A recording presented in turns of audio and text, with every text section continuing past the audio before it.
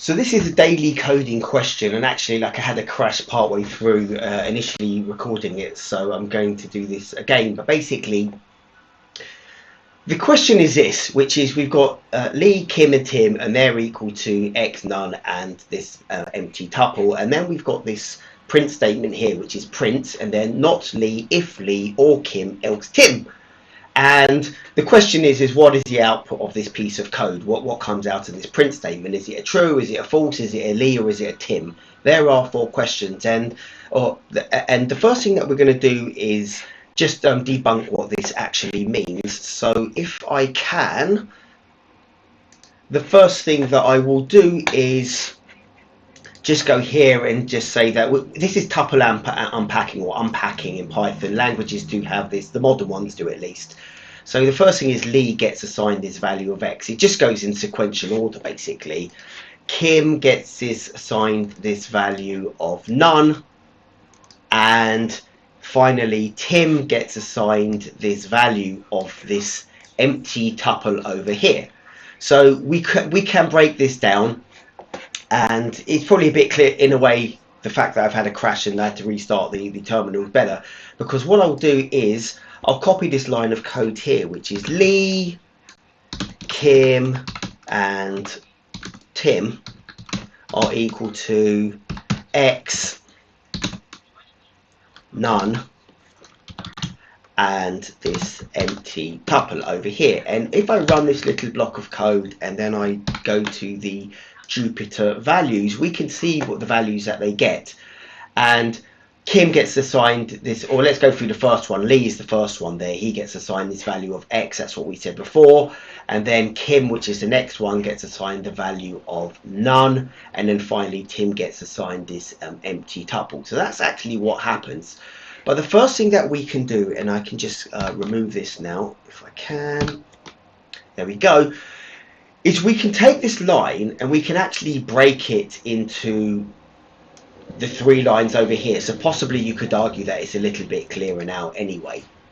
And over here we could actually do print Lee.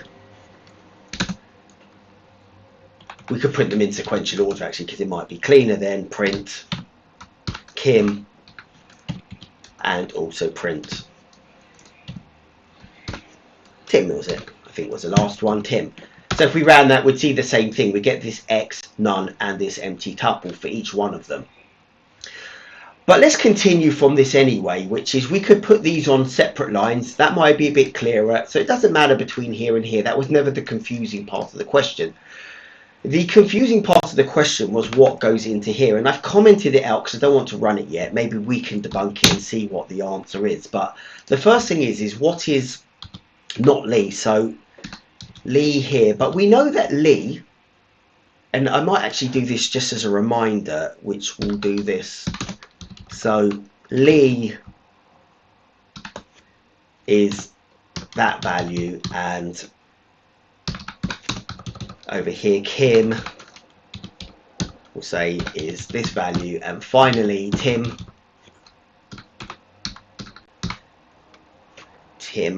quotations is Tim. Just as a reminder for ourselves. So now we know that Lee is X, Kim is none, and Tim is Tim. And really the question is this to start with, which is what is not Lee? Because that's going to be a not of an X, because Lee is X, and I'm not sure that that exists. Well, X probably is true, so that might be false. So let's just run it. Yeah, we do. We get a false from there. But that's on its own not how it's going to be, because we've got an if Lee. Let's just stick that in and see what happens. So if Lee. Now,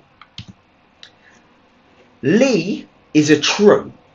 So not Lee, if Lee.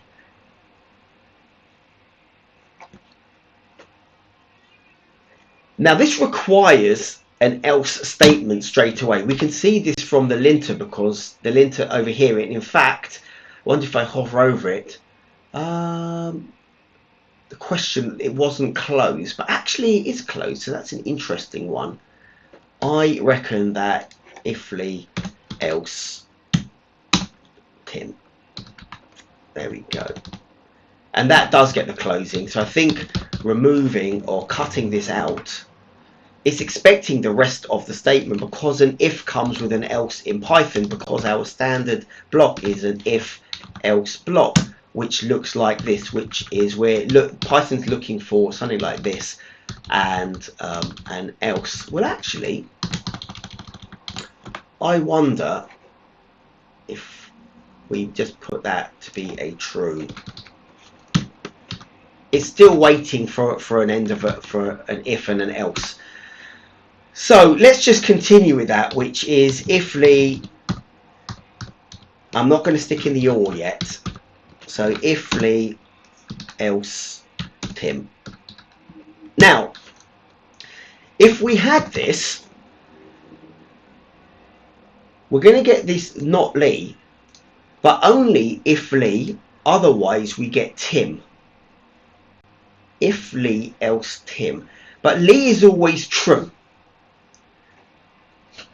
So this if Lee, although I wonder what an if Lee is on its own. So an if Lee on its own, because it's an if of an x, but it's not. We're not asking if it's equal to anything. So I even wonder if it evaluates to anything. Because what is the meaning of if x here? It doesn't have a meaning on its own, but we could do sort of like print. We got it. So even before we get down to this statement over here, does this have a meaning? Well, x here now is evaluated to true, because we got this we got it. So this statement here, this if Lee is going to evaluate to true, and then we're going to get a not Lee, which is our original statement, and not Lee evaluated to false. So that should yield us, this statement over here should yield us a false. Now we'll keep this little bit in here, so we're going to have a we got it, but we should have an extra bit, and presumably that evaluates to false. And indeed that it does. So we've now debunked a little bit more, but inside of this, the question to make it harder stuck this in here, which was this or statement. Now I'm going to say that means that this or Kim, and we know that Kim is none, so it's like an or none over here. Now I don't think this mattered, because this is automatically going to evaluate to true, so we're still going to get the we got it, and therefore we should still get the same outcome here, which will be a false. But I'm going to just comment this out. Let's see if we do get a we got it, which we do, which means that this is evaluated to true. So this statement here is exactly the same as this, because it all has evaluated to true. And this statement, this x here, was Lee, so we can debunk it piece by piece. It's a very ugly statement. You would never write this in Python. This is bad Python, because it takes somebody like 5 minutes to interpret it and decode it. But these things both evaluate to the we got it. They both evaluate to true. So if I just take this here, this true here is exactly the same as this block here. And this block here was made up of a Lee over here and a Kim over here. So it was actually the components of these bits, which when we uncoded that, which was this line over here, was our Lee over here and our Kim over here. And this else Tim had no effect on it anyway. So when we do run this statement, I'm going to just, I guess, I'll remove all of the lines actually, and we can now run our statement. So when we do come to run the statement, we should get, and that was the false statement, we get this false. So going back to the original question, which looked like a hard question, the answer was actually B. This was actually the answer. It evaluated to false. We'll never write Python like this.